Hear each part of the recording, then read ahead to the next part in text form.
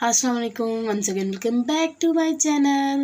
आई hope आप सब खैरियत से हैं और मैं भी खैरियत से और बिज़ी होंगे सब मेरी तरह।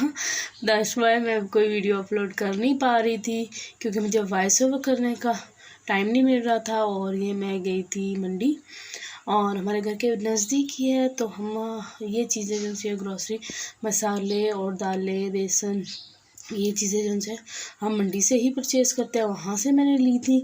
उसके बाद घर आके खैर इतनी हिम्मत नहीं थी बट नेक्स्ट डे की बात है कि नेक्स्ट डे जो है मैंने सारा क्लीन किया था फ्रीज़र को अपने।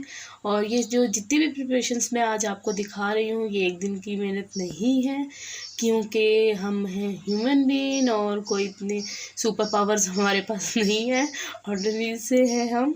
अच्छा, यहाँ पे ये मैं आपको एक टिप दूँगी फ्रीज़र को क्लीन करने के लिए कि यहाँ पे आपने जब फ्रीज़र को आपने क्लीन करना है तो सबसे पहले आपने उसको ऑफ़ करना है, ठीक है। फिर उसके बाद ऊपर फ़ैन आपने ऑन कर देना है और उसके बाद एक पैन में पानी रखना है आपने गर्म करने के लिए।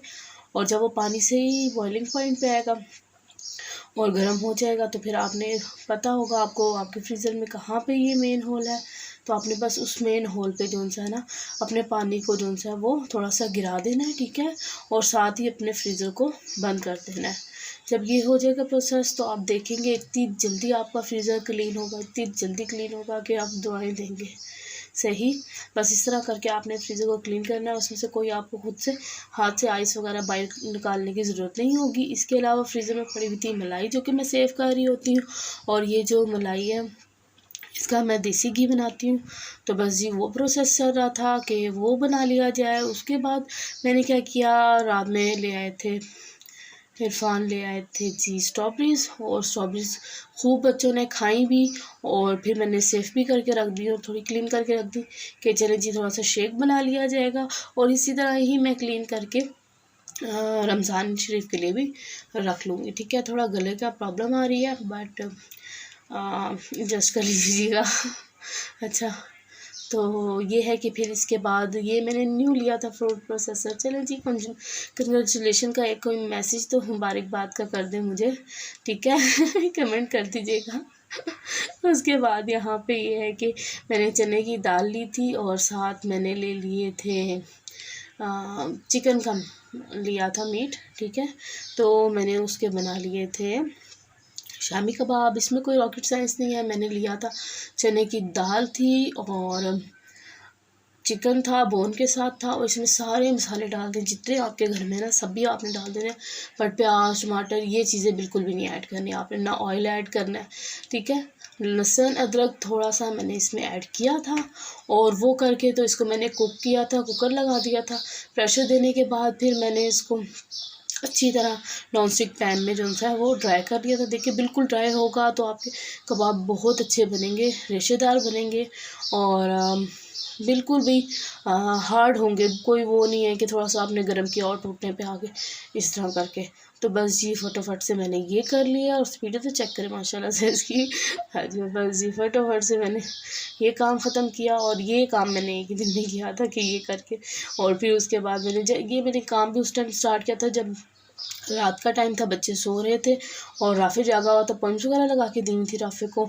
और नहीं तो ये भी मैं बनाती हूँ ना, जब भी मिक्सर रेडी करती हूँ तो बच्चे जो उनसे उसी टाइम चट करना शुरू कर देते हैं, क्योंकि बहुत ही ज़बरदस्त बहुत ही मज़े का होता है। अच्छा, ये है कि ये मैंने मंगवाए थे दराज से और बस फिर मैंने कहा इस बार इन्हीं को यूज़ कर लिया जाए।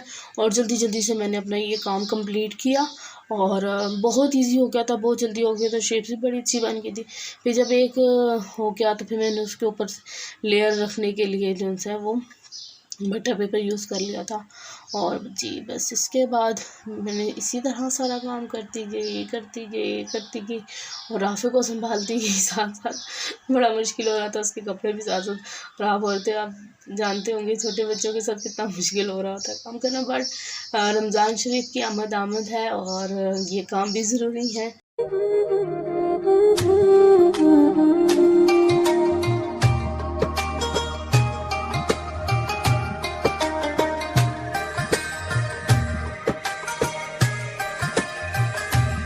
बस जी जब सब रेडी हो गया तो इसको मैंने फ्रीज़र में रख दिया था और ये सही हार्ड हो गए थे। और बस फिर मैंने इनको निकाला और निकालने के बाद मैं इनको जो सा वो सेव करना था। अच्छा, सेव करने के लिए हर कोई कह रहा था जिप लॉक बैग ले लें, जिप लॉक बैग। अच्छा, हमारे घर में ये है कि जिप लॉक बैग वगैरह कोई नहीं यूज़ हो रहे होते। इस वजह से नहीं हो रहे होते कि मतलब कि हमारे घर माशाल्लाह से शॉपरों की इतनी भरमार होती है ना कि पॉलीथीन इतने आ रहे होते हैं, तो कोई वो नहीं हो रहा होता कि हमें वो लेने पड़ेंगे, क्योंकि जो चीज़ घर में अवेलेबल है हमने उसी को यूज़ करना है। बच्चों की डेली की चीज़ आ रही होती है जो कि इसी में आ रही होती है, दूध आ रहा होता है, और ये क्लीन होते हैं शॉपर, इनको धो के भी आप रख सकते हैं और फिर आप इसको रीयूज़ कर सकते हैं। इसके अलावा लहसुन अदरक जो सा था वो जो सा है वो मैंने अच्छी तरह धो के, ठीक है, इसी चॉपर में मैंने उसको चॉप कर लिया। तो आप देखिए कितनी सेकंड में जो है वो चॉप हो गया था।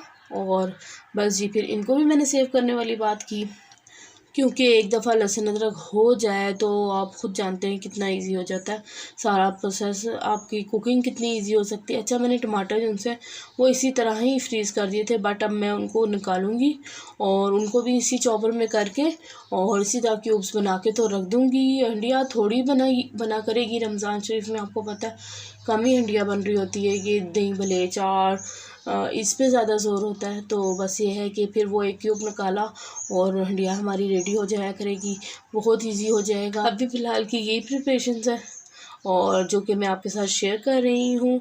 और आप देख सकते हैं कितना बिल्कुल इसमें कोई लिक्विड मैंने ऐड नहीं किया था और इजी हो गया था ना, मतलब कि थोड़ा बहुत लिक्विड था, वो क्या पानी था कि जिनको मैंने वॉश किया था तो इनके अंदर था, और इनका अपना जो मॉइस्चर था तो वो उससे ये हो गए थे।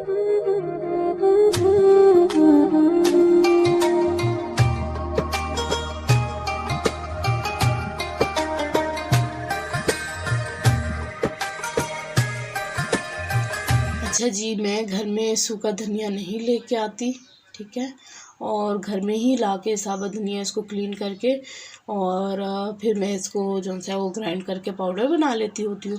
तो बस जी, वो भी बहुत इजी था। फिर मैंने वो जो आपका जूसर का जग वगैरह होता है, जूसर वगैरह, उसी में हो जाता है और बहुत इजीली हो जाता है, कोई इसमें रॉकेट साइंस नहीं होती। बस मैंने ये लिया और इसमें मैंने इसको करके रेडी करके इसको भी सेव कर लिया था। यहाँ पे मैंने बेसन ले लिया था जो कि था 3 kg के करीब, और इसका मैंने बना लिया था पकौड़ा मिक्स, और इसकी रेसिपी डिटेल में मैं चैनल पे दे दूँगी। और यहाँ पे बस मैं आपको बता रही हूँ कि बस मैंने पकौड़ा मिक्स बनाया था जो कि बहुत इजी हो जाता है हमारे लिए। पूरा रमज़ान बहुत अच्छा जो गुजर जाएगा और हमें कोई झंझट नहीं होगी कि कभी तेज़ हो गया कुछ तो कभी कम हो गया। ये मैंने रेडी कर लिया था और कंटेनर में सेव कर लिया था इसको मैंने। और इसके बाद मैंने फिर भलों के लिए जो है वो मिक्सर तैयार करने लगी थी, वो भी मिक्सर में बना के रख लेती होती हूँ, बहुत इजी रह जाता है वो भी। बस उसमें हमने ऐड करना होता है रेड चिली, आप थोड़ी सी ऐड कर दें, और उसके बाद आपने नमक ऐड करना होता है और बेकिंग सोडा मैं ऐड नहीं करती क्योंकि हमें सूट नहीं करता। और उसके अलावा जो है ना, अगर बेकिंग सोडे के बगैर भी आप बनाएं तो ये बस बहुत अच्छा था, जो कि खुद से ही फूल रहा था। मैंने पकौड़ा मिक्स को यूज़ करके पकौड़े चेक करके देख लिए थे कि कुछ कमी पेशी तो नहीं है, बिल्कुल ठीक था।